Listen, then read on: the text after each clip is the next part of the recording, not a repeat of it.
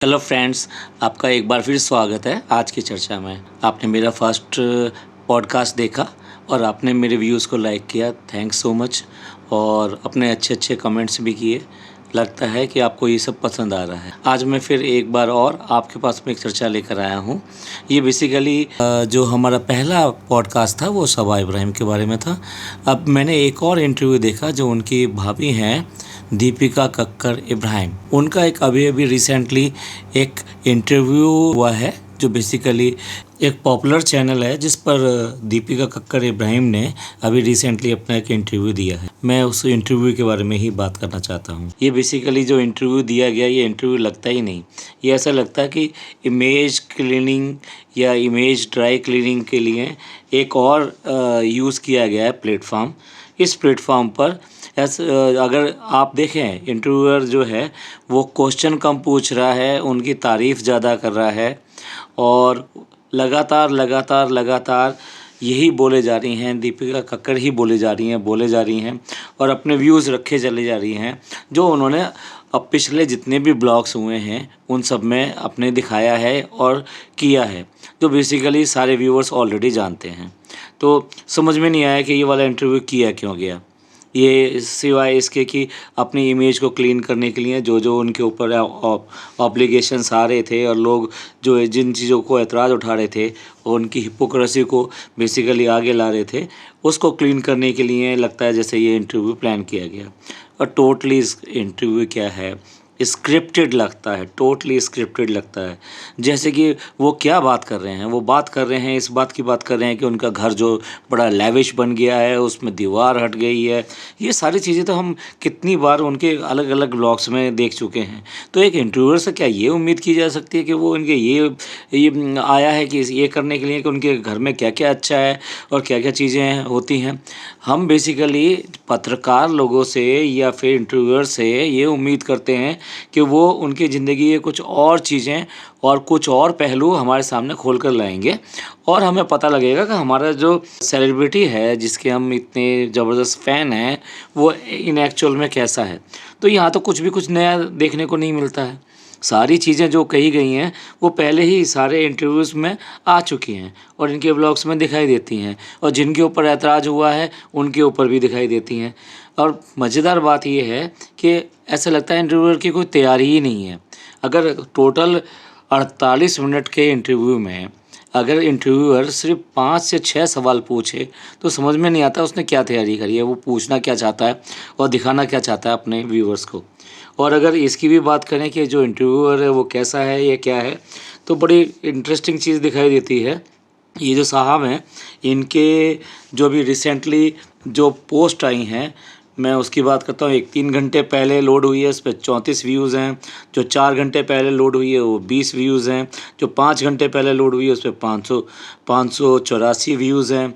80 views दिखाई दे रहे हैं अगेन 6 घंटे की वीडियो पे। तो मुझे नहीं लगता कि ये कुछ पॉपुलर ऐसा चैनल है जिसको लोग ज़्यादा एडमायर करते हैं और देखते हैं। और देखा जाए तो इनकी पॉपुलर अगर वीडियोज़ की बात की जाए तो पॉपुलर वीडियो, सबसे पॉपुलर वीडियो में इनकी सिर्फ ये दीपिका जी का अभी जो इंटरव्यू रिसेंटली आया है, तो इसमें दिखाई देता है कि दीपिका जी के जो इंटरव्यू है यही सबसे पॉपुलर इंटरव्यू दिखाई दे रहा है, जो मिलियंस में दिखाई दे रहा है। और जब इनके इतने ना तो सब्सक्राइबर हैं ना चैनल बेस है, तो समझ में नहीं आता कि इनको इंटरव्यू क्यों दिया गया है। क्या मजबूरी थी ऐसी कि जो ये इतना लंबा इंटरव्यू दिया गया। बेसिकली इससे सारा कुछ लगता है कि तीनों की प्री प्लान्ड एक अच्छी तरह से कोशिश है अपनी इमेज को साफ़ करने की और उसके चैनल पे व्यूज़ बढ़ाने की, क्योंकि और तो किसी से इतने व्यूज़ आ नहीं रहे हैं। तो फिर ये किया गया है कि भाई तुम्हारे को व्यूज़ मिलेंगे और हमको थोड़ा अपनी इमेज को क्लीन करने की ज़रूरत में है, तो आप हमारे को उसमें सहयोग कीजिए। तो टोटली लगता है कि बिल्कुल स्क्रिप्टेड है। उसके अलावा कुछ और भी बातें ऐसी हैं जो लगती हैं कि अजीब सी हैं। जैसे कि दीपिका जी इसमें बार बार ब्लैक पैच की बात कर रही हैं कि उसकी लाइफ में बहुत सारे ब्लैक पैच हैं। तो हसीन पल जो हैं वो सिर्फ आज ही दिखाई दे रहे हैं। समझ में नहीं आता कि इनके जो ब्लैक पैच हैं वो क्या हैं। बेसिकली इनकी मदर के साथ में ये रहते थे और मदर को बहुत ज़्यादा एडमायर करते थे और अगर देखा जाए तो इससे पहले सारी काम ही वो मदर के नाम से करती थी। यहाँ तक कि जब बिग बॉस जीती थी तब भी उन्होंने सिर्फ मदर का ही नाम लिया था कि मैं अगर इस इनामी राशि से कुछ करना चाहती हूँ तो अपनी मदर के लिए करना चाहती हूँ। लेकिन अभी अगर आप देखेंगे इनके जितने ब्लॉग्स हैं वो सब कुछ गायब है, टोटली गायब है। तो इस तरह से देखा जाए तो टोटली हिपोक्रेसी बार बार दिखाई देती है। प्रेगनेंसी की बात करें तो प्रेगनेंसी को भी बार बार हाईलाइट किया जा रहा है, जबकि देखा जाए तो ये अपनी छोटी छोटी चीज़ों को इतना सेलिब्रेट करते हैं, लेकिन यहाँ पर जो बच्चे के साथ में जो छोटी छोटी चीज़ें होती हैं उनको कहीं अपने ब्लॉग्स में कहीं हाईलाइट भी नहीं करते। दूसरी तरफ एक और सेलिब्रिटी हैं गौहर खान, अगर उनका देखें तो वो बड़ा अच्छे तरीके से उन्होंने अपनी चीज़ें दिखाई हैं और लोग सब अप्रिशिएट भी कर रहे हैं कि किस तरह से उन्होंने ये सब चीज़ें करी हैं। तो इससे पहले ये अपने फादर यानी कि पापा के बारे में बात करती थी कि पापा ने मेरे को किस तरह से पाला और किस तरह से मेरे को रखा है, और बड़ा एडमायर करती थी। मम्मी को भी एडमायर करती थी। लेकिन आज की डेट में देखा जाए तो उनके लिए इतने गलत वर्ड्स यूज़ करती हैं कि मैंने ये देखा है कि हमेशा लड़ते ही रहे हैं, मेरी लाइफ तो बिल्कुल ही रून हुई है, अब ब्लैक पैचेस नज़र आ रहे हैं, ये सारी चीज़ें। और अब सारी खुशियाँ जो मिल रही हैं वो सिर्फ शोएब के साथ मिल रही हैं। ये तो अच्छी बात है, हस्बैंड के साथ में सबको अच्छा लगता है और होना भी चाहिए।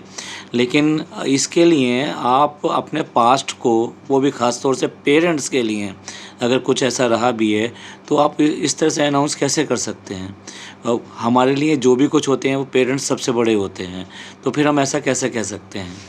और इसी में इन्होंने आगे कहा कि बस अब बहुत हो गया, अब मैंने बहुत काम कर लिया, ये सब कर लिया, मेरा जो सपना था वो हो गया। मेरा सपना था कि मैं टिफ़िन दूँ और घर चलाऊँ, ये करूँ वो करूँ, और मतलब टोटली मैं अब काम से बिल्कुल फ्री होना चाहती हूँ। तो ये बेसिकली उन्होंने ये कह तो दिया, लेकिन जब इसका अर्थ समझ में आया और सारी जगह मीडिया में सब जगह ये बात फैलने लगी कि दीपिका कक्कर इब्राहिम अब जो है वर्क से लीव ले रही हैं और अब आगे काम नहीं करेंगी, तो उसको क्लियर करने के लिए फट से दूसरा एक इंटरव्यू आ गया। उस इंटरव्यू के बारे में हम अगले पॉडकास्ट में बात करेंगे। तो फ्रेंड्स, ये रहा उनके फर्स्ट जो इंटरव्यू था उसका मेरी तरफ से, मेरे व्यूज़ के अकॉर्डिंग। तो ये मेरा व्यू था और आप बताइए कि मेरा व्यू किस तरह से लगा आपको। अगर मेरे व्यूज़ आपको अच्छे लगे हो तो आप सब्सक्राइब कीजिए, शेयर कीजिए और चैनल को लाइक कीजिए। अब दोबारा दूसरे पॉडकास्ट में एक बार फिर हम मिलेंगे। तो नेक्स्ट पॉडकास्ट में फिर दोबारा हम बात करेंगे कि नेक्स्ट इंटरव्यू में क्या हुआ और वो उसमें मेरे क्या व्यूज़ हैं। और फ्रेंड्स, अपने कमेंट्स ज़रूर कीजिएगा कि आपको ये सब कैसा लगा और आप इसमें क्या और ऐड करना चाहते हैं, तो वो मैं आगे की वीडियोस में, आगे पॉडकास्ट में अपने इंक्लूड करूँगा। शुक्रिया, bye bye, thank you so much. Like, subscribe and share my channel. Thank you.